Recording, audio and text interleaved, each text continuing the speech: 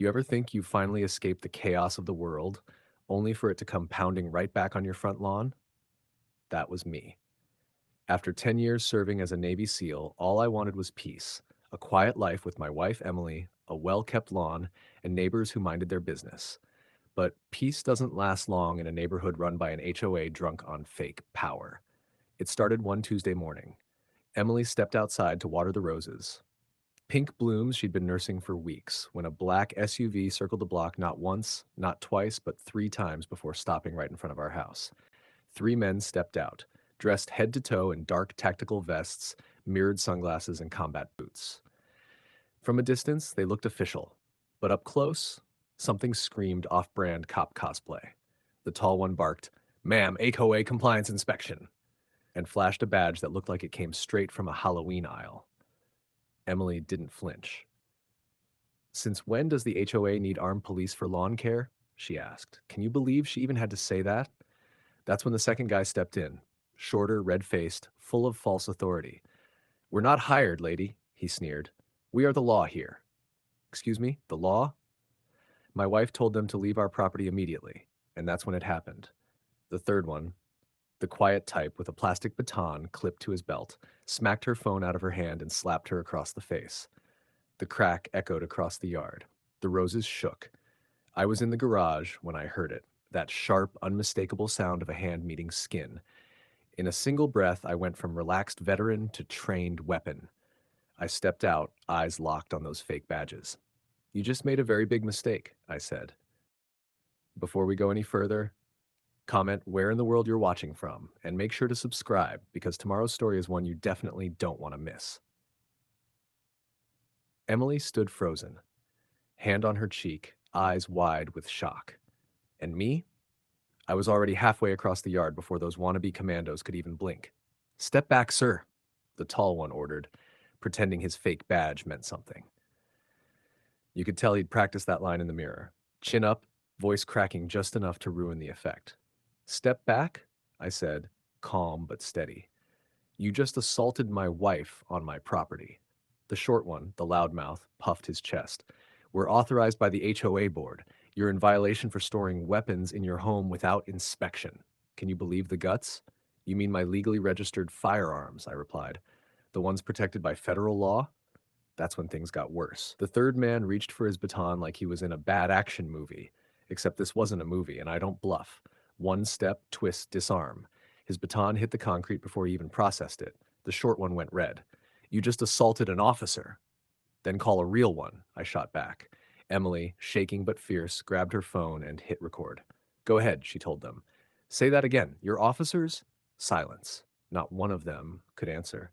But then, out of nowhere, another SUV pulled up. Out stepped her, the self-appointed HOA president, Margaret Wallace. Blonde bob, designer sunglasses, holding a clipboard like it was a royal decree. She marched right up to me and said, "You're obstructing an HOA investigation. Hand over your weapons or we'll call the sheriff." I almost laughed. "You really think the sheriff's going to back you after your goons just assaulted my wife?" Her smug smile twitched. "You don't understand who you're dealing with." And that's when I realized this wasn't just some HOA stunt. There was something bigger going on here, something they were desperate to hide. But they didn't know who they were dealing with either. You ever watch a scene spiral out of control so fast you can't even blink? That was this moment. 1 second, Margaret's barking orders. The next, her fake cops are sweating bullets. I could see it in their eyes. Panic. They'd realized their HOA badges weren't going to cut it with someone who actually knew how authority worked.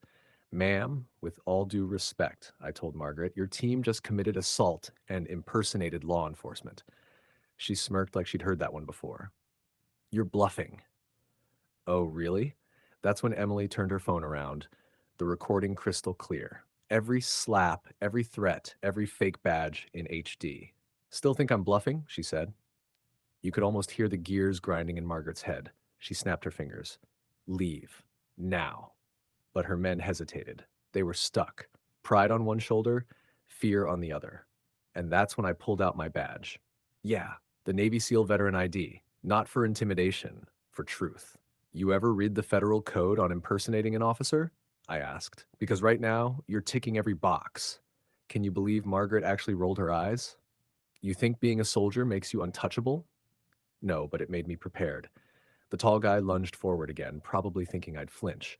But I caught his wrist midair, twisted just enough for him to yelp, then guided him gently, very gently, to the ground. Didn't even break a sweat. The short one stepped back, hands up. We were just following orders. Emily, voice sharp as glass. From who? The HOA or your imagination? Margaret's facade cracked. Her lip trembled, her voice shaking for the first time. You'll regret this. You don't know who my husband is. And there it was. The classic line of every suburban tyrant. You don't know who I am. But, oh, I was about to find out. And once I did, their whole little empire would burn to the ground. Sirens pulled away and left a hush so loud you could hear the neighbor's sprinkler tick. The deputies did their thing. Radio calls, calm commands, and sharp hands that cuffed people for real. The three fake officers lay tangled on the curb, their fake vests balled up like costumes in a dumpster.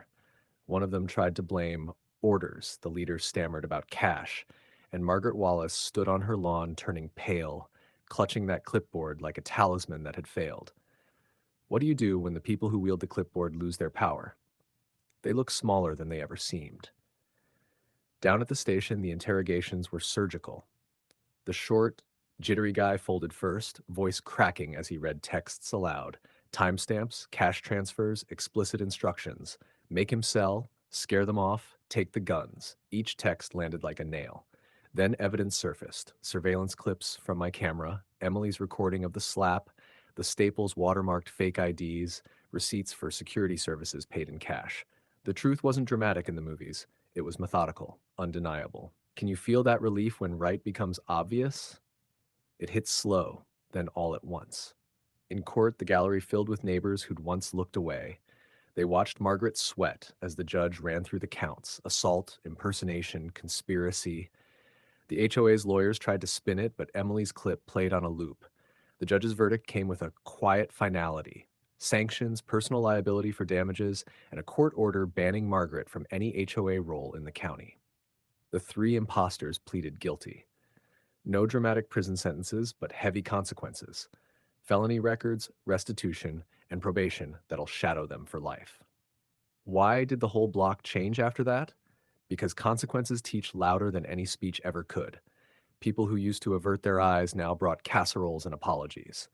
One neighbor, who used to mumble, "Let her handle it," showed up with flowers and a handwritten note. "I'm sorry I didn't stand with you sooner. That mattered more than the fines." The sheriff squeezed my hand after court. "You kept your cool," he said. "You stopped it before it got worse." I thought of Emily, the way she held the phone steady while her cheeks stung, and I felt every tired, fierce second worth it. We rebuilt what was damaged: fences, trust, and the HOA itself. New oversight, transparent voting, a board that actually answers to residents. Margaret's little empire collapsed, and more importantly, the rules changed so that a bully couldn't hire goons and expect silence. If this story moved you, do more than like it, share it. Tell someone who needs to know you can't weaponize community rules against people. Support local oversight groups. Be the neighbor who shows up. So yeah, that's how a group of fake cops, a crooked HOA president, and one bad decision turned into a full-blown reckoning. They came to intimidate a Navy SEALs family and left in handcuffs. Justice didn't just happen in court. It happened in the neighborhood. People learned that silence lets bullies grow, and one person standing their ground can change an entire community. These days, the garden Emily, tends out front is peaceful again. No black SUVs, no threats, no drama, just sunlight, quiet, and a community that finally minds its own business. And as for Margaret Wallace, let's just say she won't be attending any HOA meetings for a very, very long time. If you love this story, hit subscribe, drop a comment, and come back tomorrow because trust me, the next HOA meltdown, it's even wilder.